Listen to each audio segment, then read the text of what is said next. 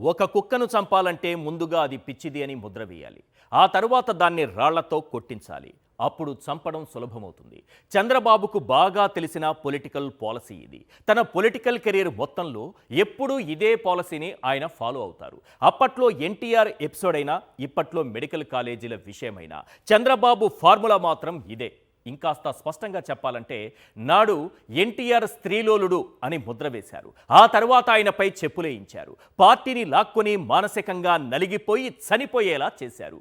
ఇక ఈ మెడికల్ కాలేజీల విషయంలో ముందేమన్నారు? వాటి నిర్మాణాలు పూర్తి చేయడం ఆర్థికంగా భారమన్నారు.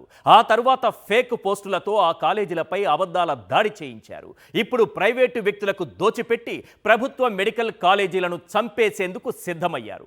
అసలు మెడికల్ కాలేజీల విషయంలో చంద్రబాబు ఏ స్థాయిలో విష ప్రచారం చేస్తున్నారు? పేదవాడి చదువు ఆరోగ్యంతో ఎలా చెలగాటమాడుతున్నారు? 1,00,000 కోట్ల ఆస్తిని ప్రైవేటు వ్యక్తులకు దోచిపెట్టే కుట్ర జరుగుతోందా? తేల్చేద్దాం గన్ షాట్గా. ఇక సెకండ్ టాపిక్, విద్యా వైద్య రంగంలో విప్లవాత్మక సంస్కరణలు తీసుకురావడమే రియల్ విజన్. జగన్ ఆ పని చేశారు.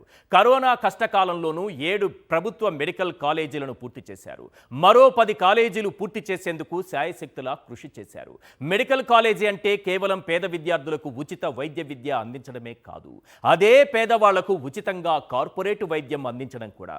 భవిష్యత్తులో ఈ ఆసుపత్రుల విలువ అక్షరాల 1,00,000 కోట్లు. అలాంటి ఆస్తిని చంద్రబాబు పావలా ₹1 లెక్కన ప్రైవేటుకు దోచిపెడుతున్నారు. ఇంతకీ తన మొత్తం రాజకీయ జీవితంలో ఒక్క మెడికల్ కాలేజీ అయినా తెచ్చిన చరిత్ర చంద్రబాబుకు ఉందా? 5 ఏళ్లలో 5,000 కోట్లు ఖర్చు చేయలేరా?